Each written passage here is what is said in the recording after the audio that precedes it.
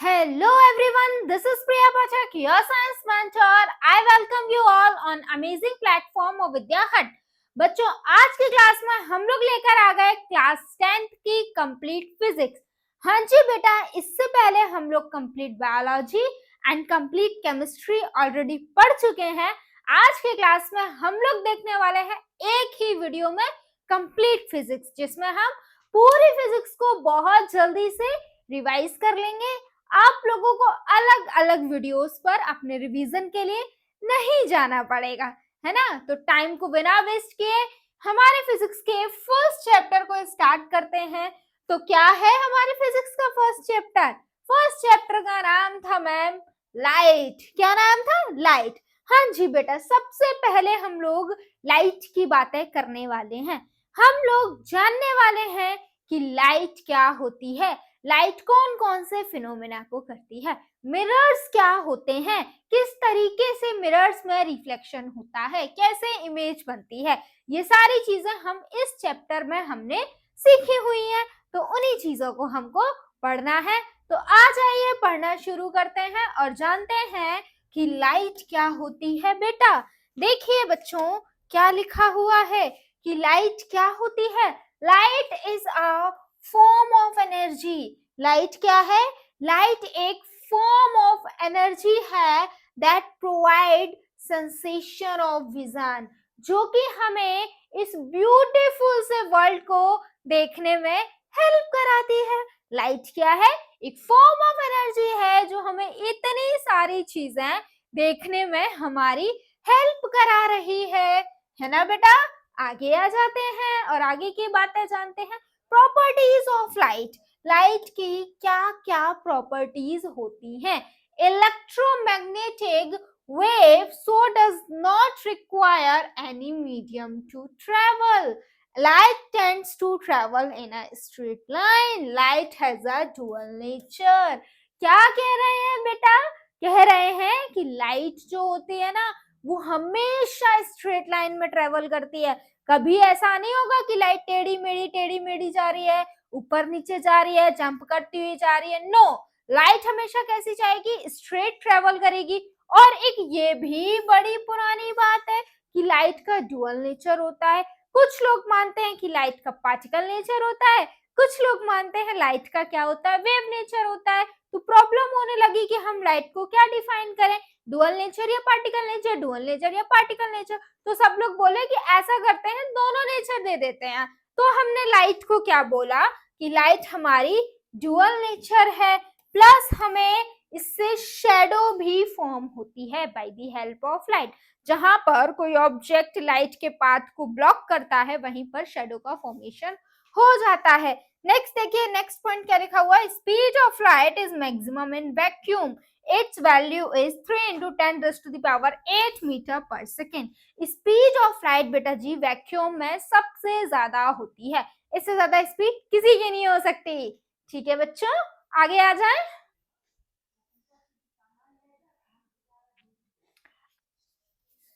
आगे आ जाते हैं बेटा जी और रिफ्लेक्शन ऑफ लाइट पढ़ना शुरू करते हैं कि क्या होता है रिफ्लेक्शन। रिफ्लेक्शन का मतलब होता है बच्चों bouncing back of light when it strikes on a polished surface like mirror. क्या कह रहे हैं? लाइट का बाउंस बैक होना जब वो किसी पॉलिश सरफेस पर टकराए, जैसे कि आपका मिरर। क्या? आपका मिरर। मिरर पे किस तरीके से बाउंस होती है? ऐसे करके कुछ चीजें देखने के लिए मिलती हैं कि मान लो ये क्या है आपका, ये एक स्ट्रेट लाइन यानी कि ये आपका मिरर है। इस पे क्या होता है? इस तरीके से इंसिडेंट लाइट आती है ना, इस तरीके से आती है। ये आपकी नॉर्मल है, ठीक है। और इस तरीके से बाउंस बैक करती हुई रिफ्लेक्टेड रे चली जाती है। ये एंगल ऑफ इंसिडेंस होता है, ये एंगल ऑफ रिफ्रैक्शन होता है, ये आपकी नॉर्मल लाइन होती है। इस तरीके से हमें रिफ्लेक्शन ऑफ लाइट देखने के लिए मिलता है। उसके बाद देखिए, अब ये जो रिफ्लेक्शन होता है ये ऐसे ही नहीं होता, ये कुछ रूल्स को फॉलो करता हुआ होता है, कुछ लॉज हैं इसके लिए। तो क्या नाम है उन लॉज का बच्चों? उन लॉज का नाम है लॉज ऑफ रिफ्लेक्शन। क्या कहते हैं ये लॉ? इसमें से फर्स्ट लॉ कहता है कि angle of incidence, angle of reflection और आपका कौन सी incident angle of incidence is equals to angle of reflection. जो इंसिडेंट एंगल होगा यानी कि बच्चा ये वाला जो एंगल होगा, ये वाला, ये हमेशा इसके बराबर होगा। Angle of incidence is always equals to the angle of reflection. Second law कहता है कि इंसिडेंट रे, नॉर्मल रे और रिफ्लेक्टेड रे, ये तीनों एक ही प्लेन में लाई करेंगी। ये हमारा सेकेंड लॉ ऑफ रिफ्लेक्शन कहता है। आगे चलते हैं। आगे उसके बाद अब देखो बच्चों, रिफ्लेक्शन होता है तो इमेज बनती है। तो जो इमेज बनती है ना मिरर पर, वो इमेज ऑब्जेक्ट की कई तरीके की हो सकती है। पहली तो रियल इमेज। रियल इमेज कब बनती है? when light rays actually meet। Real image बच्चों तब फॉर्म होती है जब रेज ऑफ लाइट आपकी एक्चुअल में मीट करती हैं, राइट। और वर्चुअल इमेज बेटा मेरा तब बनती है form when rays light appears to meet, जब हमारी लाइट रेज हमको ऐसा लगे कि वो मिल रही हैं। एक्चुअल में वो मीट नहीं हो रही है, लेकिन जब हमको ये अपीयर हो कि हाँ भाई वो मिल रही है, तब हमारा किसका फॉर्मेशन होता है? Virtual image. वर्चुअल मतलब पता है ना, नकली जैसा, जो होता नहीं है, बस हम मान लेते हैं, है ना, वो वाली चीज है। रियल इमेज की अगर बात करें तो इसको हम लोग स्क्रीन पर उतारा जा सकता है, ऑब्टेन किया जा सकता है। वहीं वर्चुअल इमेज को बच्चों हम लोग ऑब्टेन नहीं कर सकते हैं स्क्रीन पर। तो हमारी जो इमेज बनती है ना बेटा प्लेन मिरर में, वो कैसी इमेज होती है? जल्दी से मुझे बताओ, वो वर्चुअल होती है या रियल होती है? क्या पता है आप लोगों को? अब तक तो चैप्टर पढ़ रखा होगा। अब वो जो इमेज बनती है ना बच्चों, वो हो सकती है इरेक्ट हो सकती है इन्वर्टेड हो। इरेक्ट का मतलब है हो सकती है इस तरीके से सीधी हो, और इन्वर्टेड का मतलब है कि हो सकती है इस तरीके से उल्टी हो। डिपेंड करेगा कि हम लोग मिरर कौन सा इस्तेमाल कर रहे हैं ऑब्जेक्ट की इमेज बनाने के लिए, ठीक है। इमेज कैसी भी हो सकती है आफ्टर रिफ्लेक्शन। अब बेटा डिमिनिश्ड एंड मैग्नीफाइड। अब हो सकता है जो इमेज बने वो ऑब्जेक्ट के साइज से बहुत ज्यादा बड़ी बन जाए, तो हम उसको मैग्नीफाइड बोलेंगे। और इमेज अगर बच्चों ऑब्जेक्ट के साइज से बहुत ज्यादा छोटी बन रही है, तो हम उसको डिमिनिश्ड इमेज बोलेंगे। तो 6 तरीके की इमेज आपकी फॉर्म होती हैं। कौन कौन सी? Real and virtual, erect and inverted, diminished and magnified, ठीक है। उसके बाद देखिए characteristics of image form by a plane mirror. हमारे घर में जो मिरर होता है उसमें जो इमेज बनती है उसके क्या क्या कैरेक्टरिस्टिक्स हैं। तो इसमें देखिए इमेज जो बनती है वो वर्चुअल और इरेक्ट बनती है, यानी कि सीधी इमेज बनती है। साइज जो होता है इमेज का वो हमेशा ऑब्जेक्ट के साइज के बराबर का होता है। इमेज हमेशा मिरर के पीछे उतनी ही डिस्टेंस पर बनेगी जितनी डिस्टेंस पर मिरर के आगे ऑब्जेक्ट रखा हुआ है। इमेज जो बनेगी वो लेटरली इन्वर्टेड बनेगी। लेटरली इन्वर्टेड का मतलब होता है लेफ्ट साइड राइट दिखेगा, राइट साइड लेफ्ट दिखेगा। ये आपके कैरेक्टरिस्टिक्स थे किसके? प्लेन मिरर के। आगे आ जाइए। अब आ जाते हैं स्फेरिकल मिरर। हमने इसमें पढ़ने, मिरर होते बहुत टाइप्स के हैं लेकिन मेनली हमको 2 पढ़ने हैं, concave and convex. Spherical mirror क्या होते हैं? वो मिरर होते हैं जिनका रिफ्लेक्टिंग सरफेस कैसा होता है? कर्व्ड होता है, राइट। थोड़ा सा बल जो होता है रिफ्लेक्टिंग सरफेस में। उसके बाद आ जाइए, हमने पढ़ने हैं 2 तरीके के, कॉनकेव और कॉन्वेक्स। कॉनकेव की कुछ प्रॉपर्टी देख लेते हैं। तो कॉनकेव मिरर जो होता है वो अंदर की तरफ कर्व्ड होता है, यानी कि इस तरीके से होता है। ये वाला जो मिरर होता है ये कॉनकेव मिरर होता है, और ये वाला बेटा मेरा जो मिरर होता है ये कॉन्वेक्स मिरर होता है, जो आउटवर्ड होता है। कॉनकेव मिरर को हम लोग डाइवर्जिंग मिरर बुलाते हैं। कॉनकेव मिरर को हम लोग बच्चों कन्वर्जिंग मिरर बुलाते हैं, और कॉन्वेक्स मिरर को बच्चों हम लोग डाइवर्जिंग मिरर बुलाते हैं। कन्वर्जिंग क्यों बुलाते हैं? क्योंकि कॉनकेव मिरर सभी रेज ऑफ लाइट को कन्वर्ज कर देता है आफ्टर रिफ्लेक्शन, और कॉन्वेक्स मिरर को डाइवर्जिंग मिरर इसलिए बुलाते हैं क्योंकि वो after reflection rays of light को बच्चों डाइवर्ज कर देता है, ठीक है। आगे चलते हैं। अब स्फेरिकल मिरर, अगर हमको स्फेरिकल मिरर में हमने रे डायग्राम्स देखे हुए हैं और भी इसमें देखेंगे, तो रे डायग्राम्स पढ़ने से पहले हमको कुछ टर्म्स पता होने चाहिए जो बहुत ज्यादा इंपॉर्टेंट हैं। इसके कंपोनेंट्स होते हैं स्फेरिकल मिरर के, वो हमको जानने चाहिए। सबसे पहले है प्रिंसिपल एक्सिस। ये एक लाइन होती है जो जोड़ती है पोल और सेंटर ऑफ कर्वेचर को। इस तरीके का आपका अगर बच्चों मिरर है, इस तरीके का अगर मिरर है तो इस तरीके से स्ट्रेट लाइन मिरर से पास होती है। यहाँ पे सेंटर ऑफ कर्वेचर है ना, इधर कहीं आपका पोल है, तो उस दोनों को ज्वाइन करती है। पोल क्या होता है? मिरर का जो सेंटर होता है, यानी कि ये पोल है, ये मिरर है, ये इसका सेंटर, इसको पोल बोलते हैं। अपर्चर क्या होता है? ये मिरर का जो पूरा डायामीटर होता है वो अपर्चर होता है, राइट। सेंटर ऑफ कर्वेचर क्या होता है, ये स्फीयर का जो सेंटर होता है, स्फीयर का, ये आपका मिरर है, मिरर किसी स्फीयर में से लिया गया, इसका जो सेंटर होता है वो आपका सेंटर ऑफ कर्वेचर होता है। आगे आ जाते हैं बेटा और इसके कंपोनेंट्स पढ़ लेते हैं।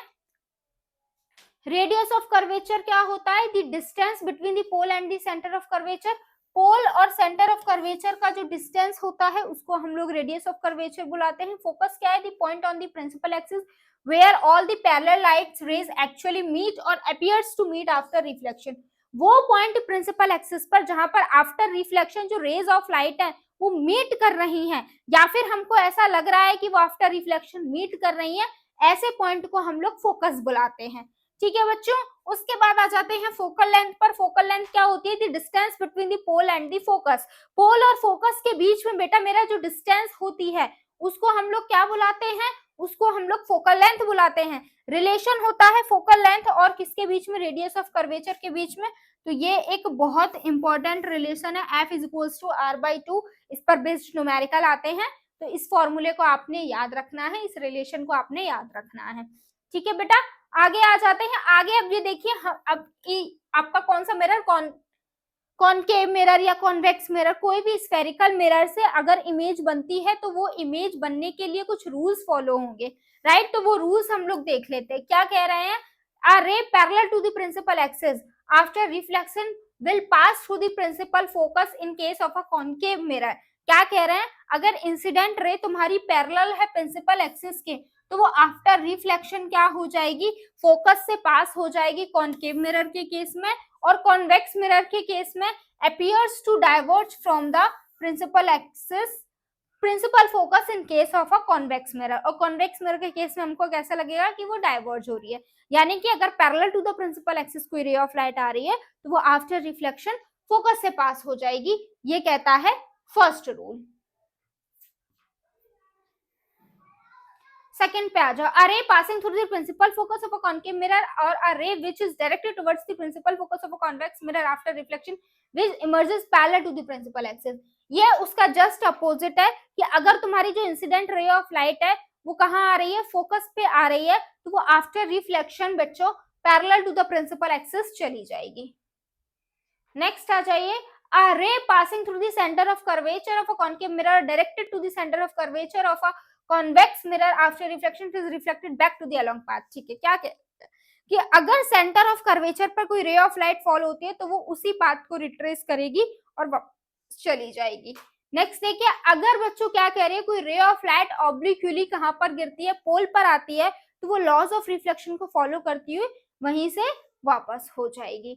नेक्स्ट आ जाइए, ये कुछ आपके इंपॉर्टेंट डायग्राम है जो हमने अलग अलग कंपोनेंट्स पढ़े मिरर के, उन अलग अलग पोजीशन पर हम ऑब्जेक्ट को रखेंगे और फिर उसकी इमेज कहाँ बन रही है ये हम देखेंगे। तो फर्स्ट केस में हमने ऑब्जेक्ट को कहाँ रखा है, इंफिनिटी पे रखा हुआ है, मतलब बहुत दूर, उसके कंपोनेंट से दूर कहीं हमने रखा हुआ है। ठीक है, इमेज कहाँ बनेगी, इमेज आफ्टर रिफ्लेक्शन, ये बात आपको पता है, रिफ्लेक्शन कराने के लिए हमको maximum minimum 2 rays of light चाहिए होती है। वो 2 रेज ऑफ लाइट जहां पर आफ्टर रिफ्लेक्शन मीट करती है वहीं पर इमेज फॉर्म होती है। तो देखिए कहां से आ रही है, parallel to the principal axis आ रही है, आफ्टर रिफ्लेक्शन कहां पे मीट कर रही है, फोकस पे मीट कर रही है। तो इमेज कहां बनेगी, फोकस पे बनेगी। कैसी बनेगी बच्चों इमेज, रियल और इन्वर्टेड बनेगी। प्लस आप देख पा रहे हो ऑब्जेक्ट इतना बड़ा है और इमेज इतने पॉइंट साइज की बन रही है, यानी कि हाईली डिमिनिश्ड छोटी इमेज बन रही है। ठीक है, नेक्स्ट आ जाइए बच्चों, जब हम ऑब्जेक्ट को बियॉन्ड सी का मतलब है सेंटर ऑफ कर्वेचर के पीछे रखेंगे, तो देखिए एक रे ऑफ लाइट आपकी parallel to the principal axis आ रही है जो फोकस से पास हो गई, एक रे ऑफ लाइट आपकी फोकस से आ रही है जो parallel to the principal axis pass हो गई। इमेज कहाँ बन रही है, इमेज आपकी between focus and centre of curvature, यहाँ पर कहीं इमेज फॉर्म हो रही है। और देख पा रहे हैं उल्टी इमेज बन रही है, जिधर एरो होता है, जिधर एरो होता है, एरो का हेड होता है, उधर उसका सर मानते हैं इमेज का। ठीक है, यानी कि उल्टी इमेज बन रही है। रियल इमेज बनेगी, रियल क्यों बनेगी, in front of the mirror बन रही है। ठीक है, रियल इमेज है, इन्वर्टेड इमेज है। ऑब्जेक्ट के साइज के अकॉर्डिंग इमेज का साइज छोटा है, यानी कि डिमिनिश्ड इमेज है बच्चों। ठीक है, अब इसके बाद इधर आ जाते हैं। अब हमने ऑब्जेक्ट को कहाँ रखा है, सेंटर ऑफ कर्वेचर पे रखा है, तो इमेज कहाँ बन पा रही है, आप देख रहे हो सेंटर ऑफ कर्वेचर पे ही बन रही है, मिरर के सामने बन रही है, इसलिए रियल है। उल्टी इमेज बन रही है, राइट, सेम साइज की इमेज बन रही है, जितना बड़ा ऑब्जेक्ट है उतनी ही बड़ी इमेज आपकी फॉर्म हो रही है। नेक्स्ट देखिए क्या कह रहे हैं, ऑब्जेक्ट को हमने कहाँ रखा हुआ है, पोल और centre of curve, focus and centre of curvature के बीच में रखा हुआ है, और इमेज जो बन रही है वो बियॉन्ड सेंटर ऑफ कर्वेचर बन रही है, ये इमेज बन रही है। ठीक है, मिरर के सामने बन रही है तो रियल है, और उल्टी बन रही है प्लस एनलार्ज्ड इमेज बन रही है, क्योंकि ऑब्जेक्ट देखो छोटा था, इमेज यहाँ पर देखो बड़ी है। ठीक है, यानी कि इमेज कैसी है बच्चों, एनलार्ज्ड इमेज फॉर्म हो रही है। आगे आ जाओ, When object is placed at F, यानी कि अब हमने ऑब्जेक्ट को कहाँ रखा है, फोकस पे रखा है। इमेज बच्चों यहाँ कहीं infinite rays of light meet नहीं कर रही, यानी कि हम मान लेंगे कहीं इन्फिनिटी पे इमेज बन रही है, लेकिन मिरर के सामने बन रही है तो रियल, और सामने बन रही है तो उल्टी भी बनेगी। ठीक है, इन्वर्टेड बनेगी, below the principal axis image आपकी फॉर्म होगी। साइज कैसा होगा बच्चों, हाईली डिमिनिश्ड होगा। When object is placed between the pole and focus, pole और फोकस के बीच में रखेंगे तो इमेज, ये स्पेशल केस है, ये आपने याद रखना है, इस पर बेस्ड क्वेश्चंस पूछे जाते हैं। ठीक है, पोल और फोकस के बीच में जब हम ऑब्जेक्ट को रखेंगे, एक यही ऐसा केस है जब आपकी इमेज कैसी बनती है, इन case of concave mirror image आपकी वर्चुअल इरेक्ट बनती है और एनलार्ज्ड इमेज बनती है। ठीक है, क्योंकि इमेज बिहाइंड द मिरर बन रही है, और इमेज बिहाइंड द मिरर बन रही है यानी कि वर्चुअल इमेज है, रेज ऑफ लाइट मीट हो नहीं रही है, हमको ऐसा लग रहा है कि वो मीट हो रही हैं। ठीक है, आगे आ जाओ, यूजेस क्या क्या होते हैं कॉनकेव मिरर के, तो कॉनकेव मिरर की बच्चों अगर हम बात करें तो ये जो हमारा कॉनकेव मिरर है, इसका इस्तेमाल टॉर्च में किया जाता है, सर्च लाइट्स में किया जाता है, व्हीकल हेडलाइट में किया जाता है। कॉनकेव मिरर को हमारे डेंटिस्ट यूज करते हैं ताकि एनलार्ज इमेज देख सके हमारे टीथ की। उसके बाद अच्छा, आप कॉनकेव मिरर अगर रे डायग्राम बन रहे हैं तो ऑब्जेक्ट को हम कॉन्वेक्स मिरर के सामने भी रख लेते हैं। यहाँ पर दो ही केस है, क्योंकि बाकी के जो कंपोनेंट होते हैं कॉन्वेक्स मिरर के वो बिहाइंड द मिरर होते हैं, क्योंकि आपको पता है कॉन्वेक्स मिरर का जो रिफ्लेक्टिंग सरफेस होता है वो बल्ज आउट सरफेस होता है, तो ज्यादातर कंपोनेंट उसके मिरर के अंदर ही होते हैं। ठीक है, तो सबसे पहले हमने इन्फिनिटी पे रखा है, तो इमेज कहाँ बन रही है बेटा, एट फोकस बन रही है। राइट, कैसी बन रही है, वर्चुअल और इरेक्ट इमेज बन रही है, और बहुत ही पॉइंट साइज की इमेज बन रही है, ये आप लोग देख पा रहे हैं। ठीक है, जब हमने ऑब्जेक्ट को पोल और फोकस इन्फिनिटी के बीच में रखा है तो इमेज आपकी पोल और फोकस पर बन रही है, वर्चुअल और इरेक्ट बन रही है, एंड देन आपकी डिमिनिश्ड बन रही है। तो यहाँ पर आप लिख सकते हैं कि इमेज हमेशा डिमिनिश्ड बनेगी इन case of a convex mirror. और एक बात आपको याद रखनी है, जिस तरीके का आपका कॉनकेव मिरर होता है ना, उसी तरीके का आपका कॉन्वेक्स लेंस होता है, और जिस तरीके का आपका कॉन्वेक्स मिरर होता है ना, उसी तरीके का आपका कॉनकेव लेंस होता है, बिल्कुल सेम चीजें होती हैं, बस यहाँ पर आपका पोल होता है, वहां पर आपका ऑप्टिकल सेंटर हो जाता है, और कुछ अंतर नहीं होता। कॉन्वेक्स मिरर के इस्तेमाल देख लेते हैं, rear view mirror vehicles headlight में इसका इस्तेमाल करते हैं, क्योंकि ये इमेज छोटी बना देता है ना, तो हमें पीछे की सभी चीजें दिखती हैं। ठीक है, इस वजह से हम लोग इसका इस्तेमाल करते हैं वहां पर। आगे आ जाओ, साइन कन्वेंशन बच्चों। अब देखो, इमेज यू मतलब इमेज ऑब्जेक्ट डिस्टेंस, ऑब्जेक्ट को हम हमेशा कहाँ रख रहे थे, आप लोगों को ये बात तो पता है ना, ये आपका क्या होता है, इस तरीके से होता है। राइट, ये वाली साइड आपकी नेगेटिव होती है, ये वाली साइड पॉजिटिव होती है, पॉजिटिव एक्स एक्सिस, ये आपकी एक्स एक्सिस है ना, ये आपकी वाई एक्सिस है। तो इमेज ऑब्जेक्ट को हम हमेशा इस साइड रख रहे थे, तो ऑब्जेक्ट डिस्टेंस हमेशा नेगेटिव आएगा, चाहे वो कॉनकेव हो चाहे वो कॉन्वेक्स हो, क्योंकि हम हमेशा उसे नेगेटिव एक्स एक्सिस पर रख रहे थे। राइट, आपकी वाई एक्सिस की ये वाली साइड पॉजिटिव होती है ना, ये नीचे वाली साइड बिलो द आपकी एक्सिस वो आपकी कैसी होती है, नेगेटिव होती है। ठीक है, और इमेज आपकी क्या कह रहे हैं, अगर रियल इमेज बन रही है तो आपको पता है रियल इमेज कब बनती है, in front of the mirror बने, तो अगर रियल इमेज बन रही है in front of the mirror बन रही है, यानी कि नेगेटिव एक्स एक्सिस पर बन रही है, नेगेटिव एक्स एक्सिस पर बन रही है, तो हम रियल इमेज अगर बन रही है तो हम नेगेटिव साइन लेंगे, और इमेज अगर वर्चुअल बन रही है यानी कि बिहाइंड द एक्स एक्सिस बन रही है, बिहाइंड द एक्स एक्सिस बन रही है यानी कि बच्चों पॉजिटिव एक्स एक्सिस पर बन रही है। फोकल लेंथ नेगेटिव ली जाती है कॉनकेव मिरर की। Right, height of the image, height of the object, आपने देखा होगा ऑब्जेक्ट को हमने हमेशा सीधा रखा है, यानी कि पॉजिटिव वाई एक्सिस पर रखा है, तो ऑब्जेक्ट की हाइट को हम हमेशा पॉजिटिव लेंगे। और हाइट ऑफ द इमेज आपकी, अगर इमेज उल्टी बन रही है, अगर इमेज उल्टी बन रही है तो कहाँ बनेगी बच्चों, तो आपकी इन फ्रंट इधर बनेगी, तो वो आपकी पॉजिटिव ली जाएगी। और अगर आपकी, उल्टा लिख गया इसमें, ठीक है, अगर आपकी इमेज पीछे बन रही है तो कैसी ली जाएगी, पॉजिटिव ली जाएगी, सामने बन रही है तो नेगेटिव ली जाएगी। अब इधर आ जाते हैं, इसको देखो इस तरीके से भी कर सकते हो कि कॉन्वेक्स मिरर में इमेज डिस्टेंस छोड़ के सभी चीजें पॉजिटिव होती हैं। डिटेल समझाया हुआ है कि कैसे होती हैं, ठीक है। आगे आ जाओ। अब बहुत इंपॉर्टेंट है मिरर फॉर्मूला, ये रिलेशन है किसके बीच में, आपका इमेज डिस्टेंस, ऑब्जेक्ट डिस्टेंस और फोकल लेंथ, जो कि कैसा है आपका ये 1/v + 1/u + 1/f। इस पर बेस्ड बच्चों बहुत सारे न्यूमेरिकल्स आते हैं, तो प्लीज इस फॉर्मूले को ध्यान से देखेंगे। आगे आ जाइए बेटा।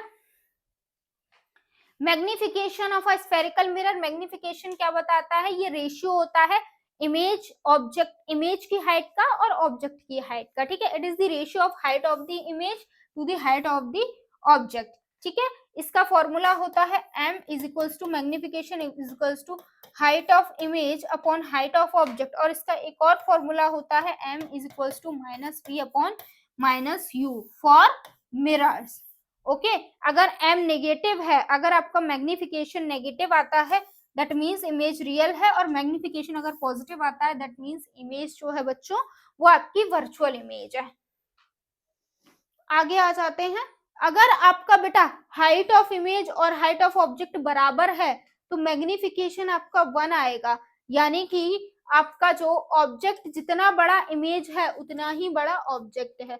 अगर आपका इमेज की हाइट जो है वो ज्यादा आ रही है, यानी कि आपका मैग्निफिकेशन जो है वो 1 से ज्यादा है, यानी कि इमेज एनलार्ज्ड है। और अगर आपका जो मैग्निफिकेशन है बेटा जी वो 1 से कम आ रहा है दैट मीन्स आपकी इमेज कैसी है, डिमिनिश्ड है, ठीक है। यहाँ पे मैग्निफिकेशन प्लेन मिरर का हमेशा पॉजिटिव बन रहता है, क्यों, क्योंकि जितना बड़ा ऑब्जेक्ट होता है उतनी ही बड़ी इमेज बनती है। आगे आ जाओ। रिफ्रैक्शन, अब इस चैप्टर का जो दूसरा नाम है लाइट रिफ्लेक्शन वाला पार्ट हमने पूरा पढ़ लिया है। रिफ्रैक्शन पे आ जाते हैं। रिफ्रैक्शन क्या होता है, bending of a light ray when it enters obliquely from transparent medium to another. जब कोई रे ऑफ लाइट एक मीडियम से दूसरे मीडियम में जाती है तो उसकी बेंडिंग हो जाती है, क्योंकि स्पीड ऑफ लाइट चेंज हो जाती है, अलग अलग मीडियम की जो डेंसिटी होती है वो अलग अलग होती है। तो इस बेंडिंग ऑफ अ रे ऑफ लाइट को ही हम लोग क्या बुलाते हैं, रिफ्रैक्शन बुलाते हैं। स्पीड ऑफ लाइट जो होती है वो वैक्यूम में मैक्सिमम होती है, ये बात हम लोग ऊपर भी अभी देख चुके हैं। लॉज ऑफ रिफ्लेक्शन, रिफ्रैक्शन जिस तरीके से बच्चों हमने लॉज ऑफ रिफ्लेक्शन पढ़े उस तरीके से कुछ लॉज ऑफ रिफ्लेक्शन भी होते हैं। क्या होते हैं, the incident ray, reflected ray and the normal रे at the interference of a two transparent medium at the point of incidence all lie in the same planes। चाहे वो इंसिडेंट हो, नॉर्मल रे हो या रिफ्लेक्टेड रे हो, ये तीनों कहाँ लाई करेंगी, एक ही प्लेन पर लाई करेंगी। सेकेंड लॉ जो है वो है स्नेल्स लॉ। स्नेल लॉ क्या कहता है, अगर हम लोग साइन ले लेते हैं किसका, sine of angle of incidence, और हम लोग साइन ले लेते हैं sine of angle of reflection, वो हमेशा कांस्टेंट आएगा। अब आप लोग एंडिंग पर आ गए हो तो होप सो आपने ट्रिग्नोमेट्री पढ़ लिया होगा, साइन आपको पता होगा क्या होता है, ये ट्रिग्नोमेट्रिक रेशियो होता है जिसकी जो इसकी वैल्यू आपके अलग अलग एंगल पर अलग अलग होती है। तो क्या कह रहे हैं, साइन अगर हम लेंगे एंगल ऑफ इंसिडेंस का, और ratio sine of angle of incidence का sine of angle of reflection का हमेशा कांस्टेंट होता है। ये आपका सेकेंड लॉ ऑफ रिफ्लेक्शन भी, और इसको एंगल ऑफ स्नेल्स लॉ भी इसको हम बुलाते हैं, ठीक है। उसके बाद आ जाइए रिफ्रैक्टिव इंडेक्स, बहुत इंपॉर्टेंट है, इस पर बेस्ड क्वेश्चंस बहुत पूछे जाते हैं। इस रिफ्रैक्टिव इंडेक्स क्या बताता है, ये भी आपका एक रेशियो है, किसका रेशियो है, स्पीड ऑफ लाइट, एक मीडियम से दूसरे मीडियम में जाते में स्पीड ऑफ लाइट में क्या चेंज आए, ये उसी का रेशियो होता है। The ratio of a speed of light in a given pair of a medium, ठीक है। आगे आ जाइए। When a light enters obliquely from a rarer to a denser medium, it bends towards the normal। अगर कोई ray of light कह रहे हैं आपकी कहाँ से, रेयर मीडियम से डेंसर मीडियम में आती है तो वो टुवर्ड्स द नॉर्मल चली जाएगी, यानी कि कुछ इस तरीके से। ये वाली आपकी नॉर्मल है, ये आपकी ऊपर वाला मान लो आपकी एयर है, नीचे वाला मान लो आपका वाटर है, ठीक है। अगर एयर से वाटर में आ रही है तो आपकी किधर चली जाएगी, नॉर्मल की तरफ चली जाएगी। और अगर बेटा जी मान लो वाटर से एयर में लाइट आ रही है तो क्या होगा, इस तरीके से है, ये आपकी नॉर्मल है, तो अवे फ्रॉम द नॉर्मल चली जाएगी, ठीक है। ऐसा क्यों हो रहा है, क्योंकि मीडियम चेंज हो रही है, ठीक है बच्चों। आगे आ जाइए।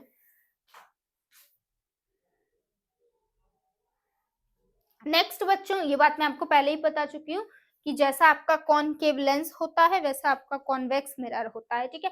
अब जिस तरीके से हमने मिरर फॉर्मूला पढ़ा था उसी तरीके से लेंस फॉर्मूला भी है। लेंस फॉर्मूला के रिलेशन ये भी बताता है, ठीक है। ये क्या है, ये आपका कुछ ऐसा सा देखने के लिए मिल रहा है, साइन में चेंज है। मैग्निफिकेशन लेंस के लिए क्या होता है, मैग्निफिकेशन का फॉर्मूला होता है, साइन कन्वेंशन बिल्कुल सेम है, जो हमने मिरर के लिए पढ़े वही लेंस के लिए हो जाएंगे। बस यहां से माइनस साइन, यहाँ पे माइनस साइन लेंस फॉर्मूला में जोड़ दो और आपका यहाँ पर हटा दो, यही डिफरेंस है आपका मिरर और लेंस में।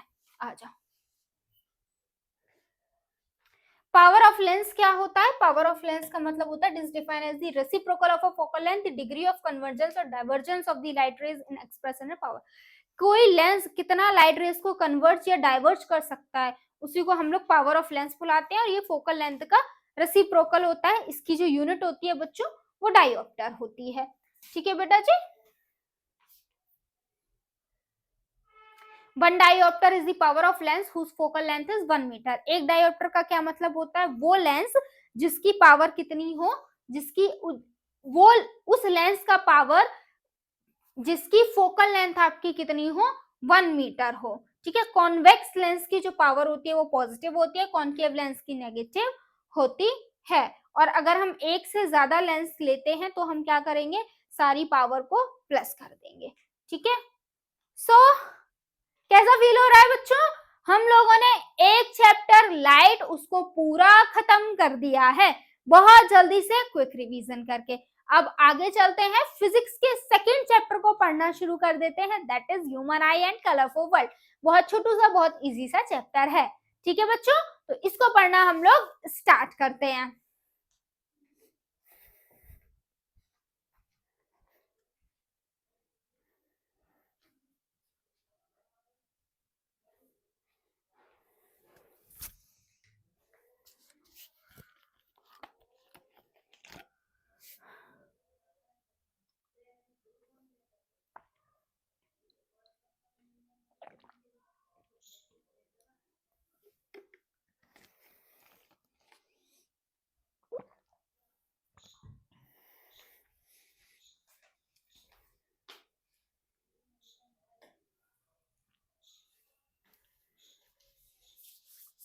आ जाइए बच्चों, हम लोग human I and the colourful world को पढ़ना शुरू करते हैं।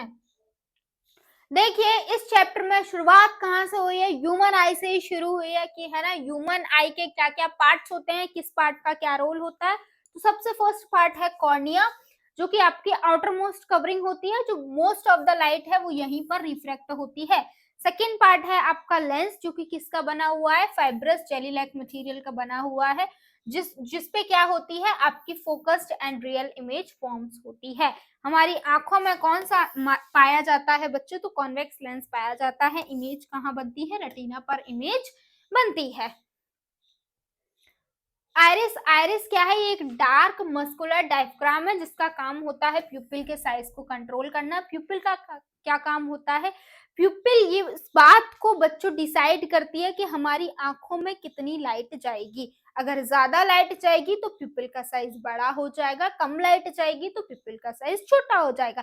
साइज बड़ा छोटा कौन कर रहा है, आइरिस कर रही है, ठीक है। रेटिना क्या है, रेटिना वो मेम्ब्रेन है जहां पर आपकी ये हम सभी ऑब्जेक्ट की इमेज बन रही है, ठीक है। उसके बाद अकोमोडेशन क्या होता है बच्चों, अभी आपने देखा, हमने मिरर के केस में अलग अलग रे डायग्राम्स देखे, तो उसमें हमने देखा कि अगर ऑब्जेक्ट अलग अलग पोजीशन पर रखा हुआ है तो इमेज भी अलग अलग पोजीशन पर रखी हुई होती है।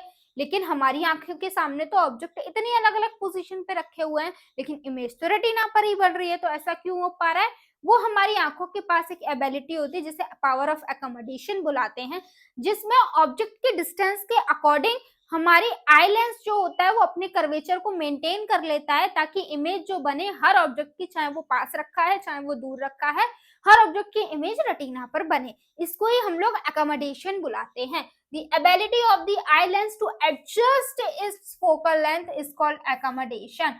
Focal length can be changed with the help of ciliary muscle. ये जो ciliary muscles होती हैं इनके हेल्प से जो focal length होती है बेटा वो चेंज होती है। अब हमारी आंखों में बच्चों कभी कभार कुछ दिक्कत, परेशानी, समस्याएं, प्रॉब्लम्स आ जाती है ना। अब उन प्रॉब्लम्स को ठीक भी करना होता है ना। तो क्या क्या प्रॉब्लम्स आ जाती है, कैसे ठीक होती है, क्यों होती है ना, ये बातें हम लोग पढ़ लेते हैं। तो जो सबसे पहली प्रॉब्लम है बच्चों वो है मायोपिया, जिसका एक और नाम होता है नियर साइटेडनेस। मायोपिया में क्या होता है बच्चों, पास का तो लोग देख लेते हैं लेकिन जो डिस्टेंस ऑब्जेक्ट होते हैं उनको नहीं देख पाते हैं। इमेज ऐसा क्यों होता है, क्योंकि जो इमेज होती है ना वो रेटिना पर बननी चाहिए, वहां पर ना बन के थोड़ा सा पहले ही रेज ऑफ लाइट आपकी क्या हो जाती है, मर्ज हो जाती है, वहीं पर इमेज बन जाती है। जिस वजह से जो ऑब्जेक्ट होता है वो पास का तो देख लेता है, दूर का जो पर्सन होता है वो पास का तो देख लेता है, दूर का नहीं देख पाता है। करेक्शन कैसे करें, हम लोग करेक्शन कर सकते हैं कॉन्केव लेंस का इस्तेमाल करके, क्योंकि ये एक डाइवर्जिंग लेंस होता है, रेज ऑफ लाइट जो पीछे तक नहीं पहुंच रही है उसको डाइवर्ट कर देगा और इमेज रेटिना पर बना देगा। In a myopic eye, the image of a distant object is formed in front of the retina. ठीक है।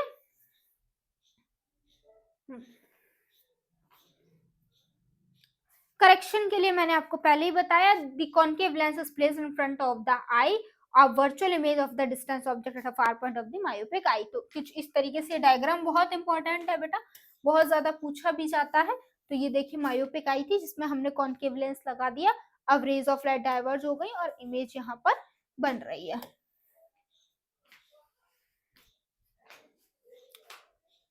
हाइपरमेट्रोपिया जिसे हम लोग फार साइटेडनेस भी बुलाते हैं, इसमें क्या होता है, पर्सन दूर की चीजें देख लेता है लेकिन पास की चीजें ठीक से नहीं देख पाता है। यहाँ पर नियर पॉइंट थोड़ा सा दूर चले जाता है क्योंकि इमेज जो होती है वो बिहाइंड द रेटिना बन रही होती है, रेज ऑफ लाइट कुछ ज्यादा ही डाइवर्ज हो जाती है। ठीक है, होता क्यों है, focal length of the eye lens became too long, focal length बहुत ज्यादा लॉन्ग हो जाती है, eyeball became too small. ठीक है, अब करेक्ट कैसे कर सकते हैं, करेक्ट कर सकते हैं अगर हम लोग किसका इस्तेमाल कर लें, कॉन्वेक्स लेंस का इस्तेमाल कर ले, क्योंकि कॉन्वेक्स लेंस कन्वर्जिंग लेंस होता है और तो फिर जो रेज ऑफ लाइट आपका रेटिना के पीछे जा रही है वो उनको आगे लेकर आएगा और रेटिना पर ही कन्वर्ज कर देगा। ठीक है, उसके बाद आ जाइए प्रिज्म के थ्रू किस तरीके से रिफ्लेक्शन होता है।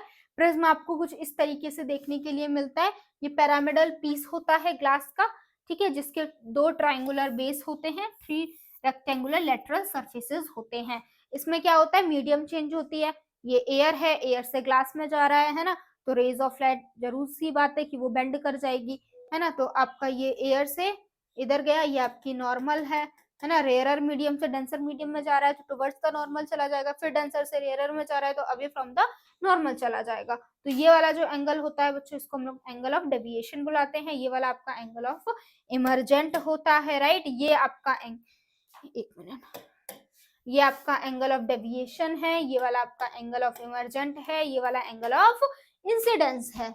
ठीक है, एंगल ऑफ प्रिज्म क्या होता है, the angle between the two adjoining lateral surfaces. ठीक है, वो एंगल दो एडजॉइनिंग लेटरल सर्फेसेस के बीच में बनता है उसे हम लोग एंगल ऑफ प्रिज्म बुलाते हैं बच्चों। एंगल ऑफ डेविएशन क्या होता है, it is an angle between the incident ray and the emergent रे। इंसिडेंट रे और इमर्जेंट रे के बीच में जो एंगल होता है उसको हम लोग क्या बुलाते हैं बच्चों, एंगल ऑफ डेविएशन बुलाते हैं। नेक्स्ट क्या कह रहे हैं, when a white light is pass through a glass prism it splits into a 7 constituent color to form a band of 7 colors. This phenomena is called dispersion. जब आपकी white light बच्चों glass prism से पास होती है तो वो 7 constituent colour में टूट जाती है, इसी फिनोमिना को हम लोग क्या बुलाते हैं, डिस्पर्जन ऑफ व्हाइट लाइट बुलाते हैं। तो वो जो 7 कलर का हमको बैंड दिखता है ना बच्चों, उस बैंड को हम लोग विब्योर बुलाते हैं, उस बैंड को हम लोग स्पेक्ट्रम बुलाते हैं, जिसे हम लोग विबग्योर से डिनोट करते हैं। इसमें रेड कलर सबसे ऊपर होता है क्योंकि इसकी वेवलेंथ सबसे ज्यादा होती है, तो ये आपका स्कैटर्ड सबसे कम होता है। वॉयलेट सबसे नीचे होता है, इसकी वेवलेंथ सबसे कम होती है और ये स्कैटर्ड सबसे ज्यादा होता है। ये बात हमने याद रखनी है। एंगल ऑफ डेविएशन, ये बात मैंने आपको बताई ना, एंगल ऑफ डेविएशन आपका इनवर्सली प्रोपोर्शनल होता है वेवलेंथ से।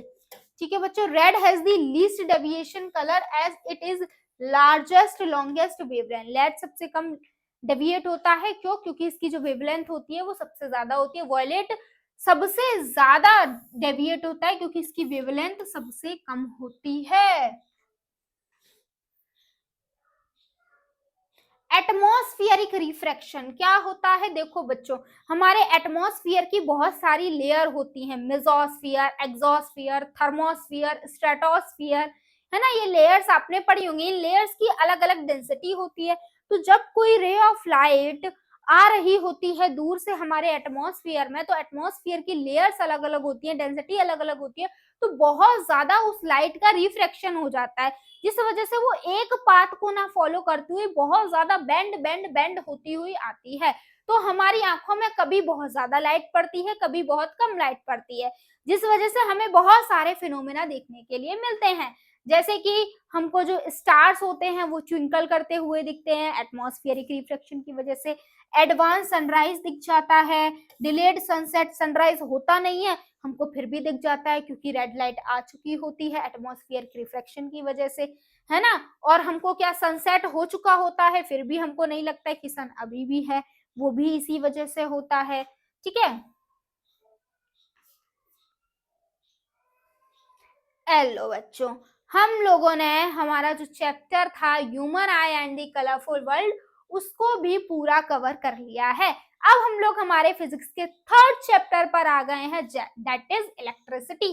इलेक्ट्रिसिटी, चार्जेस, है ना, उन सभी के बारे में बात करेंगे, conductors, voltmeter, ammeter, voltage, potential difference, ये सारी चीजें हम लोग इस चैप्टर में पढ़ने वाले हैं। तो आ जाइए चैप्टर को पढ़ना शुरू करते हैं। चार्जेस आपने ये छोटी क्लास में पढ़ रखा है कि like charges repel each other, unlike charges attract each other. Charges क्या होते हैं आपको पता है ना, छोटी क्लास में पढ़ा होगा। मैटर के अंदर चार्जेस पाए जाते हैं, राइट। मैटर के अंदर अलग अलग तरीके के चार्जेस होते हैं। तो चार्ज कुछ नहीं है, एक क्वांटिटी है हमारे, एक पार्टिकल है जो हमारे किसके अंदर पाया जाता है, मैटर के अंदर पाया जाता है, एटम के अंदर पाया जाता है। ठीक है, charges, like charges repel each other, एक जैसे चार्जेस यानी कि माइनस माइनस या फिर प्लस प्लस एक दूसरे को रिपेल करेंगे, और अनलाइक चार्जेस प्लस माइनस एक दूसरे को क्या करेंगे, अट्रैक्ट करेंगे। चार्ज की अगर ऐसा यूनिट की बात करें तो कूलम्ब होती है, राइट। 1 कूलम्ब चार्ज में लगभग इतने इलेक्ट्रॉन्स चाहिए होते हैं, तब जाकर आपका 1 कूलम्ब चार्ज होता है। ये क्वेश्चन डायरेक्टली पूछ लिया जाता है। ठीक है, नेक्स्ट आ जाइए, चार्ज ऑन 1 इलेक्ट्रॉन पर कितना चार्ज होता है, 1.6 into 10⁻⁻⁻⁹ coulomb, that is Q is equals to Ne। ये आपके चार्ज का बड़ा इंपॉर्टेंट सा फॉर्मूला होता है बच्चों। ठीक है, यहाँ पर आपका N नंबर ऑफ इलेक्ट्रॉन है, E आपका चार्ज ऑन 1 इलेक्ट्रॉन है। करंट क्या होता है, किसी कंडक्टर में किस रेट से आपके चार्जेस फ्लो कर रहे हैं उसे हम लोग करंट बुलाते हैं, राइट। कितने चार्जेस है, rate of flow of current, rate of flow of charges is called current. Conductor है उसमें कितने चार्जेस फ्लो कर रहे हैं प्लस उनका समय क्या है, इसको हम क्या बुलाते हैं, करंट बुलाते हैं। तो करंट का फॉर्मूला क्या आ गया, चार्ज अपॉन टाइम। इसका आपका करंट को आई से डिनोट करते हैं, इसका फॉर्मूला आ गया। आगे आ जाइए, ऐसा यूनिट क्या होती है करंट की, ऐसा यूनिट आपकी बच्चों एम्पियर होती है। Ammeter has the low resistance और always collected in a series. Ammeter क्या है, एक डिवाइस है जो किसी भी कंडक्टर में कितना करंट फ्लो कर रहा है इस चीज को कैलकुलेट करता है। अमीटर का जो आपका रेजिस्टेंस होता है वो हमेशा कम होता है, और अमीटर को हम लोग हमेशा सीरीज में कनेक्ट करते हैं। Direction of the current is taken opposite in the flow of the electrons, as electrons were not known at the time of the phenomena of electricity was discovered the first, and current was considered to be flow of positive charge. Okay, क्या कह रहे हैं, जिस तरफ electron flow करते हैं current हमेशा उसके अपोजिट डायरेक्शन में फ्लो करता है, क्योंकि बच्चों करंट हमें तब से पता है जब से हमें इलेक्ट्रॉन भी नहीं पता है क्या होते हैं, और जबकि करंट होता ही इलेक्ट्रॉन की वजह से है। तो जिस डायरेक्शन में इलेक्ट्रॉन फ्लो करते हैं हम ये मान लेते हैं कि करंट उसके अपोजिट डायरेक्शन में फ्लो करता है, और पहले तो ये भी माना जाता था कि करंट का फ्लो यानी कि पॉजिटिव चार्ज का फ्लो। ठीक है, पर ऐसा होता नहीं है। तो इतना याद रखेंगे, इलेक्ट्रॉन के अपोजिट डायरेक्शन में करंट फ्लो करता है। नेक्स्ट आ जाइए, पोटेंशियल डिफरेंस क्या होता है। 1 कूलम चार्ज को एक जगह से दूसरी जगह पर मूव कराने में जितना वर्क डन लगता है ना उसे हम लोग पोटेंशियल डिफरेंस बुलाते हैं। Work done to move a unit charge from one point to another is called potential difference. पोटेंशियल डिफरेंस को V से डिनोट करते हैं। ये वर्क डन, ये चार्ज 1 वोल्ट क्या हो जाएगा, ठीक है। पोटेंशियल डिफरेंस की जो यूनिट होती है वो वोल्ट होती है, ठीक है। 1 वोल्ट क्या हो जाएगा, 1 joule work is done in carrying a charge of 1 coulomb. 1 coulomb charge को कैरी करने में जितना जितना जितना वर्क डन करना पड़ा उसे ही 1 वोल्ट बुला रहे हैं। SI यूनिट क्या होती है? वोल्ट होती है। ठीक है, ये तो देख चुके हैं। वोल्ट मीटर क्या होता है? ये इंस्ट्रूमेंट होता है जो किसी भी डिवाइस में कितना पोटेंशियल डिफरेंस है उसको क्या करता है? मेजर करता है। इसके पास रेजिस्टेंस ज्यादा देखने के लिए मिलता है और वोल्ट मीटर को हमेशा हम पैरेलली करंट कनेक्ट करते हैं। ठीक है, सीरीज में नहीं करते। एमीटर को सीरीज में कनेक्ट किया जाता है। उसके बाद आ जाओ, ओम्स लॉ क्या होता है? ओम्स लॉ कहता है कांस्टेंट टेम्परेचर पर जो पोटेंशियल डिफरेंस होगा across the end of the conductor वो डायरेक्टली प्रोपोर्शनल होगा current flowing through the conductor. यानी कि V जो होगा वो डायरेक्टली प्रोपोर्शनल होगा करंट के। डायरेक्टली प्रोपोर्शनल का साइन हटाया हमने, R लगा दिया। R क्या है? ये एक कांस्टेंट है जिसका मतलब होता है रेजिस्टेंस। ठीक है, रुकावट, रेजिस्टेंस का मतलब। आगे आ जाइए, resistance it is a property of a conductor to resist the flow of charges through it. ये हमारे कंडक्टर की प्रॉपर्टी होती है जिसमें वो चार्जेस को फ्लो होने से रोकता है, उसे ही हम लोग रेजिस्टेंस बुलाते हैं। ओम, इसकी ऐसा यूनिट ओम होती है बच्चों। ठीक है, 1 ओम का मतलब होता है 1 वोल्ट का आपका पोटेंशियल डिफरेंस है और 1 एम्पियर आपका करंट है। ठीक है, when potential difference is 1 volt and current through the circuit is 1 ampere, then resistance is 1 ohm.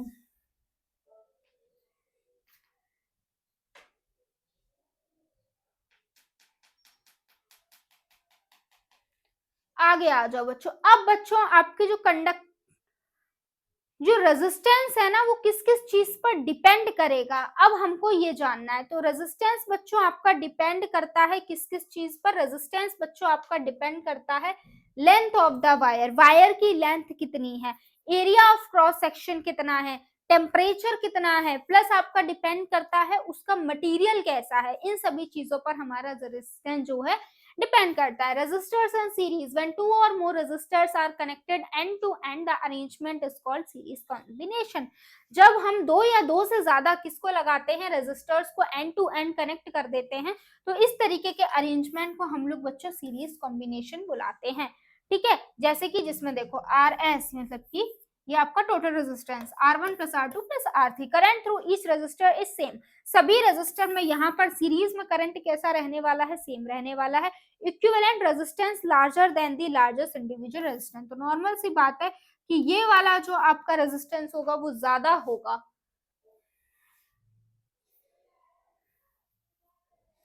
Total voltage sum of voltage drop, तो टोटल वोल्टेज कैसे निकालेंगे? जितने भी वोल्टेज है सभी का सम कर दो। रेजिस्टेंस का फॉर्मूला हमने पता है V1 plus V2 plus V3। Voltage का फॉर्मूला क्या होता है? IR होता है, ये तो हमने पता ही है, राइट। तो क्या हो जाएगा, इसको हम कॉमन ले लेंगे तो V1 plus V2 plus V3, उसके बाद इसी तरीके से ये हो गया, राइट। तो आपका ओवरऑल क्या हो गया? R1 plus R2 plus R3। आगे आ जाओ, voltage across each resistor is same and equal in the applied voltage. ठीक है, वोल्टेज भी आपका सेम रहेगा। Total current is the sum of all the current, total current क्या हो जाएगा? सभी करंट का सम हो जाएगा। I is equals to I1 plus I2 plus I3, V upon R is equals to V upon R1 plus V upon R2 plus V upon R3। V सभी में आपका क्या है? सेम है, तो V को हम 1 लिख देंगे, तो रेसिप्रोकल क्या हो जाएगा? 1 अपॉन सीरीज, ये आपकी पैरेलल की बात हो रही है। ठीक है, resistance is parallel is equals to 1 upon R1 plus 1 upon R2 plus 1 upon R3. Equivalent resistance is less than the value of the smallest individual resistance combination. ये वही बात लिखी। अब नेक्स्ट है आपका जूस law of heating effect and electric current. देखो बच्चों, जहां इलेक्ट्रिक करंट होगा वहां आपका हीटिंग इफेक्ट देखने के लिए मिलेगा। चाहे आपका अपना बल्ब छू लो या फिर आप चार्जर छू लो, कुछ भी चीज जहां पर आपका इलेक्ट्रिक करंट होगा वहां पर आपका हीटिंग इफेक्ट प्रोड्यूस होगा। ये बातें जूस ने कही थी और इस पर कुछ लॉज दिए थे। It states that heat produced in a resistor is directly proportional to the square of the current. ये लॉ क्या कहता है? हीट प्रोड्यूस जो हो रही है वो डायरेक्टली प्रोपोर्शनल होगी करंट के स्क्वायर के। It is directly proportional to the resistance of a given current, और डायरेक्टली प्रोपोर्शनल होगी resistance of a given current के, और डायरेक्टली प्रोपोर्शनल होगी टाइम के for which the current flow through conductor. तो ओवरऑल क्या आ गया? ओवरऑल आपका जूस लॉ ऑफ हीटिंग इफेक्ट ये होता है H is equals to I square upon RT। ये आपका जूस लॉ ऑफ हीटिंग इफेक्ट होता है। Heating effect is desirable in devices like electric heater, electric iron, electric bulb and electric fuel. Heating effect जो है ये इन चीजों के लिए अच्छा है, जैसे कि इलेक्ट्रिक हीटर, इसी प्रिंसिपल पर वर्क करता है, राइट, जहाँ पे इलेक्ट्रिसिटी भी चाहिए होती है, हीट भी चाहिए होती है। इलेक्ट्रिक आयरन हो गई, इलेक्ट्रिक बल्ब हो गया, है ना, इलेक्ट्रिक फ्यूज हो गया, सेफ्टी डिवाइस जो हमारे घरों में होती है, राइट बच्चों। Electric fuse, it is a safety device that protect our electrical appliances in case of a short circuit or overloading। कभी कभी क्या होता है, हमारे घरों में जो करंट आता है ना, वो बहुत ज्यादा वोल्टेज, हाई वोल्टेज का करंट आ जाता है, जिस वजह से हमारे घर के जो अप्लायंसेस हैं वो आपके खराब होने के चांसेस हो जाते हैं। तो हमारे घर में एक फ्यूज लगा हुआ होता है, तो अगर हाई वोल्टेज का करंट हमारे घर में आता है तो वो फ्यूज ऑलरेडी पहले से मेल्ट हो जाता है, तो आगे का वो सर्किट को ब्रेक डाउन कर देता है, तो करंट फर्दर आगे जा नहीं पाता है, तो हमारे जो हैवी हैवी अप्लायंसेस थे वो ब्रेक डाउन होने से बच जाते हैं। Fuse is made up of a pure tin और alloy of copper and tin. ठीक है, फ्यूज जो है प्योर टिन का भी बनता है और अलॉय का भी बनता है। फ्यूज को हमेशा कनेक्टेड में हम लोग कनेक्ट करते हैं, सीरीज में कनेक्ट करते हैं लाइव वायर के साथ। फ्यूज का जो मेल्टिंग पॉइंट होता है वो बहुत ज्यादा कम होता है। Current capacity of the fuse is slightly higher than that of the appliances. Current capacity जो होती है फ्यूज की वो अदर अप्लायंसेस से थोड़ी सी ज्यादा हो देखने के लिए मिलती है। Electric power, the rate at which the energy is consumed or dissipated in an electric circuit। Electric circuit में किस रेट से एनर्जी जो है वो डिसिपिएट हो रही है उसको इलेक्ट्रिक पावर बुलाते हैं। P is equals to V I इसका फॉर्मूला होता है, P is equals to I square R इसका फॉर्मूला होता है, P is equals to V square upon R इसका फॉर्मूला होता है। किसका इस्तेमाल करना है ये बात डिपेंड करेगी कि हमको क्या क्या दिया गया है न्यूमेरिकल में। ऐसा यूनिट इसकी वॉट होती है, 1 watt is equals to 1 volt और 1 एम्पियर के बराबर होता है। कमर्शियल यूनिट इसकी किलोवाट आवर होती है, क्योंकि भाई ये कमर्शियल यूनिट जो हमारे घरों में जो वैल्यू आ रही है पार की वो बहुत ज्यादा आती है, तो वो छूस इसमें निकालना, वॉट में निकालना पॉसिबल नहीं होता है हमारे लिए। ठीक है, 1 किलोवाट इतने जूल के बराबर होता है। कॉन्ग्रेचुलेशंस बच्चों, हमने इलेक्ट्रिसिटी चैप्टर को भी पूरा कवर कर लिया है। अब हम लोग आगे चलते हैं और हमारे लास्ट चैप्टर और फोर्थ चैप्टर को पढ़ लेते हैं, that is magnetic effect of electric current. आ जाइए इस चैप्टर में बातें कर लेते हैं। ये बातें आपकी एक एक्सपेरिमेंट से शुरू हुई थी। हमारे एक साइंटिस्ट थे ऑस्टिन जी, वो एक्सपेरिमेंट कर रहे थे, वो एक बाय चांस हो गया है, वो एक इलेक्ट्रिक सर्किट था, वहां से करंट पास हो रहा था, पास में एक निडल रखी हुई थी, उन्होंने देखा जब इलेक्ट्रिक करंट पास हो रहा है उस सर्किट में तो वो निडल डिफ्लेक्ट कर रही है। इस पर फिर फर्दर स्टडी करी गई, तब जाके पता लगाया कि ये कैसे कैसे चीजें हो रही हैं। ठीक है, compass needle get deflected on passing a electric current through an metallic conductor properties. ठीक है, कंपास निडल जो है वो क्या हुई, डिफ्लेक्ट हुई जब हमने इलेक्ट्रिक करंट को क्या करते हैं, हम पास करते हैं मेटालिक कंडक्टर में। प्रॉपर्टीज क्या होती है मैग्नेट की, सभी मैग्नेट के बच्चों 2 पोल्स देखने के लिए मिलते हैं, एक नॉर्थ और एक south. Like poles repel each other करते हैं और अनलाइक पोल्स अट्रैक्ट करते हैं। Freely suspended bar magnet aligns itself nearly a north south direction with its north pole towards the north direction. Characteristics of magnetic field lines. ठीक है, characteristics क्या होते हैं, field lines arise from north pole and into south pole of the magnet. Okay, field lines जो होती है बच्चों वो नॉर्थ पोल से निकलती हैं, साउथ पोल की तरफ जाती हैं। फील्ड लाइंस हमेशा क्लोज का फॉर्म करती हैं। फील्ड लाइंस जो होती हैं closer, field lines are closer and strong magnetic fields. ठीक है, अगर मैग्नेटिक फील्ड ज्यादा होगी तो वहां पर मैग्नेटिक फील्ड लाइंस बहुत पास पास देखने के लिए मिलेंगी। 2 फील्ड लाइन कभी भी इंटरसेक्ट नहीं करती हैं। As for which 2 lines to there must be a 2 north direction at a point which is not possible। अगर वो इंटरसेक्ट करती हैं that means यहाँ पर 2 डायरेक्शन है और वो चीज पॉसिबल नहीं है। Direction of a magnetic field line inside a magnet is from south to north. अगर मैग्नेट के अंदर की बात करें तो जो मैग्नेटिक फील्ड लाइंस की डायरेक्शन होती है वो साउथ टू नॉर्थ होती है। The relative strength of the magnetic field is shown by the degree of closeness of the field line. कितनी स्ट्रेंथ है मैग्नेटिक फील्ड की वो बात पता चलती है कि हमारी जो मैग्नेटिक फील्ड लाइंस है वो कितनी पास पास या कितनी दूर दूर हैं। ठीक है, इस बात से पता चलता है कि मैग्नेटिक फील्ड कितनी ज्यादा है। Magnetic field of a bar magnet, hence Oersted was the first person to state the electric current as a has a magnet field, ठीक है। हैंस ओस्टेट ने सबसे पहले बताया था कि इलेक्ट्रिक करंट के पास मैग्नेटिक फील्ड भी होती है। अब हम लोग बातें कर लेते हैं राइट हैंड थंब रूल की। Imagine you are holding a current carrying straight conductor, एक स्ट्रेट कंडक्टर है करंट कैरिंग, हमने जिसको हमारे हाथ में पकड़ रखा है, such that the thumb is pointing towards the direction of current, जो थंब है मान लो ये इधर साइड आपका क्या है, करंट का डायरेक्शन है, ठीक है। Then fingers wrap around the conductor giving the direction of magnetic field, तो ये कंडक्टर के अराउंड कुछ इस तरीके से जो फिंगर्स रैप हैं वो आपको मैग्नेटिक फील्ड का डायरेक्शन बच्चों देंगी in a straight current carrying conductor. Next आ जाइए, magnetic field due to a conductor through a straight conductor, ठीक है। It can be represented by a concentric circle at every point on a conductor. अगर हम बात करें straight current carrying conductor में magnetic field कैसी होगी, तो उसको हम लोग कॉन्सेंट्रिक सर्कल से डिनोट करते हैं। कॉन्सेंट्रिक सर्कल यानी कि सर्कल बहुत सारे होंगे लेकिन सेंटर सभी का सेम होगा, इस तरीके से डिनोट किया जाता है। Direction can be given by the right hand thumb rule और कंपास, ठीक है। डायरेक्शन का कैसे पता लगाते हैं, राइट हैंड थंब रूल या फिर कंपास का। Circles are closer near the conductor, conductor के पास जो सर्कल्स होते हैं वो ज्यादा होते हैं। मैग्नेटिक फील्ड डायरेक्टली प्रोपोर्शनल होती है स्ट्रेंथ ऑफ करंट से, जितना ज्यादा करंट होगा उतनी ज्यादा मैग्नेटिक फील्ड जनरेट होगी। मैग्नेटिक फील्ड जो होती है वो इनवर्सली प्रोपोर्शनल होती है डिस्टेंस ऑफ द कंडक्टर, जितना दूर दूर कंडक्टर से जाते जाएंगे मैग्नेटिक फील्ड उतनी कम होती चली जाएगी बच्चों।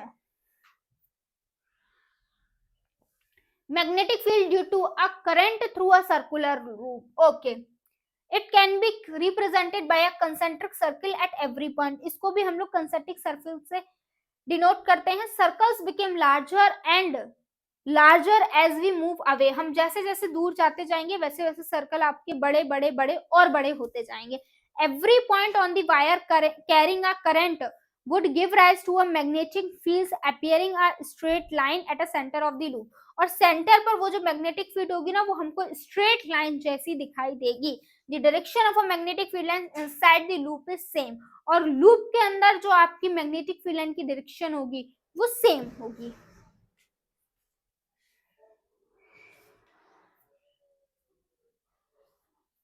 Factors affecting the magnetic field of a circular current carrying conductor, okay. क्या क्या फैक्टर्स अफेक्ट करते हैं, मैग्नेटिक फील्ड होती है वो डायरेक्टली प्रोपोर्शनल होती है बच्चों current passing through the conductor, कितना करंट पास हो रहा है कंडक्टर में।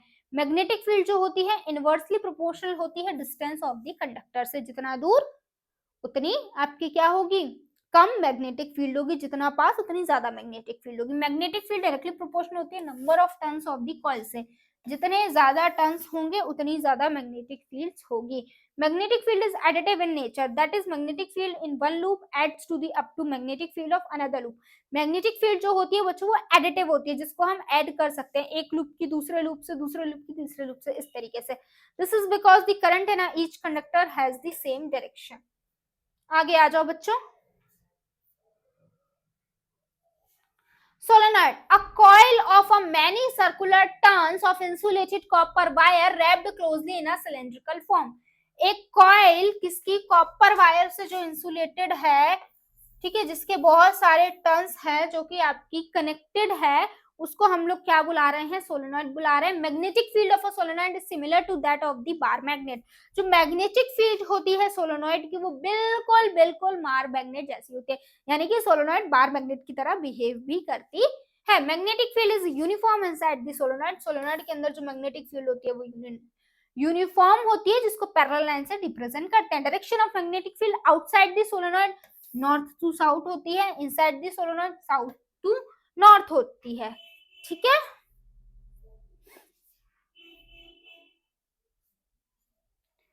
Force on a current carrying conductor in a magnetic field, okay. Current carrying conductor पर फोर्स कितना होगा वो हमने निकालना है। एंड्रे मैरी एम्पियर थे suggested that the magnet also exert an equal and opposite force on a current carrying conductor, इन्होंने बताया था कि जो मैग्नेट होती है वो करंट कैरिंग कंडक्टर पर फोर्स भी एग्जर्ट करती है।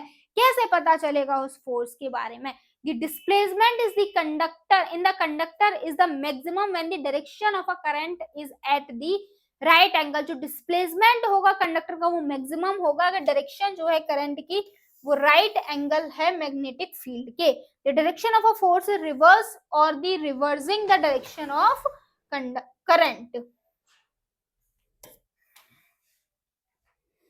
Fleming's left hand rule, left hand rule क्या कहता है? Stretch thumb fore finger and middle finger of your left hand, ठीक है, हमको स्ट्रेच करनी है ये तीनों fingers such that they are mutually perpendicular, ये तीनों म्यूचुअली परपेंडिकुलर होनी चाहिए, कुछ इस तरीके से हमने करनी है, ठीक है।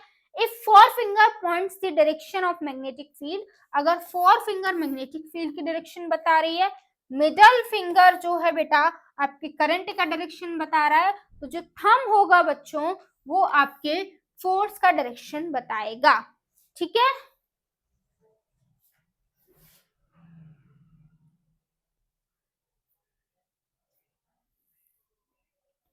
MRI, magnetic resonance imaging. The image of internal organs of a body can be obtained using a magnetic field of the organ. जो इमेज होती है आपने देखा होगा हम लोग की इंटरनल ऑर्गन्स की इमेज हमको मिल जाती है ना, तो वो कैसे पॉसिबल होता है? एमआरआई से पॉसिबल होता है, हम लोग उनको निकाल पाते हैं कैसे, उनके अगर हम मैग्नेटिक फील्ड लाइंस का यूज करेंगे ऑर्गन्स का तो हमको वो इमेज दिख जाती है, ऑब्टेन हो जाती है। गैल्वेनोमीटर क्या होता है? एक इंस्ट्रूमेंट होता है जो कि क्या बताता है? प्रेजेंस ऑफ करंट बताता है सर्किट में, ठीक है। ये डायरेक्शन भी बताता है करंट का। Alternating current, the current which reverse is direction periodically, वो करंट जिसका डायरेक्शन पीरियोडिकली चेंज होता है, रिवर्स्ड होता है, बदलता है, उसको हम ऑल्टरनेटिंग करंट कहते हैं। In India AC reverses is direction in every 1/100 second, ठीक है। Time period is equals to 1/100 plus 1/100 is equals to 1/50 seconds. Frequency is equals to 1 by time period is equals to 1/50 is equals to 50 hertz, ठीक है। Alternating advantage of alternating current can be transmitted over a long distance without a much loss of energy, ठीक है। alternating current को हम लोग बच्चा बहुत ज्यादा डिस्टेंस तक ट्रांसफर कर सकते हैं, ट्रांसपोर्ट कर सकते हैं, और यहाँ पर एनर्जी लॉस बहुत कम देखने के लिए मिलता है बेटा। अगर हम बात करें डिसएडवांटेज, इसको हम स्टोर नहीं कर सकते। हम लोग पढ़ते हैं अब direct current, the current which does not reverses इस डायरेक्शन, वो करंट जो अपने डायरेक्शन को रिवर्स नहीं करता है उसको डीसी करंट बोलते हैं। डीसी करंट को स्टोर कर सकते हैं। Loss of energy during the transmission over a long distance is high, यहाँ पर जो लॉस ऑफ एनर्जी होती है वो बहुत ज्यादा होती है। Sources of DC cell, battery storage cells, ठीक है, ये आपके डीसी के सोर्सेज होते हैं। अब बात करते हैं हमारे डोमेस्टिक इलेक्ट्रिक सर्किट की। हमारे घर में जो इलेक्ट्रिक सर्किट होता है, तो हमारे घर में हमने 3 वायर देखने के लिए मिलते हैं। एक अर्थ वायर जो हमको बचाता है इलेक्ट्रिक शॉक से जब हमारे घर में करंट का लीकेज वगैरह हो जाता है। It provides a low resistance path for a current in case of a leakage of current. Short circuit क्या होता है? When live wire comes in a contact with the neutral wire accidentally, जब जो live wire होता है वो आपके neutral wire के कांटेक्ट में आ जाता है, तब शॉर्ट सर्किट देखने के लिए हमको मिलता है। Overloading when current drawn is more than the current carrying capacity of a conductor, it is result in overloading। जितनी कैपेसिटी नहीं है कंडक्टर की उससे ज्यादा करंट जब प्रोड्यूस होता है उसको हम लोग बच्चों ओवरलोडिंग बुलाते हैं। कॉज क्या हो सकते हैं? जब accidentally hike in voltage supply, use more than the one appliance in a single socket में अगर हम एक से ज्यादा अप्लायंस को इस्तेमाल करते हैं। सेफ्टी डिवाइसेस कौन कौन सी हैं? इलेक्ट्रिक फ्यूज है, अर्थ वायर है, MCB, miniature circuit breaker. Congratulations बच्चों, हमने पूरी फिजिक्स को एक ही वीडियो में, एक ही लेक्चर में कंप्लीटली हमने इसको समझ लिया है। होप सो टॉपिक्स आपको सभी क्लियर हो गए होंगे। अब जो कि हमारा लेक्चर खत्म हो गया है तो आज के क्लास को यहीं पर ओवर कर देते हैं। अब नेक्स्ट क्लास में आपसे मिलते हैं। Thank you so much for watching मी। जय हिंद बच्चों।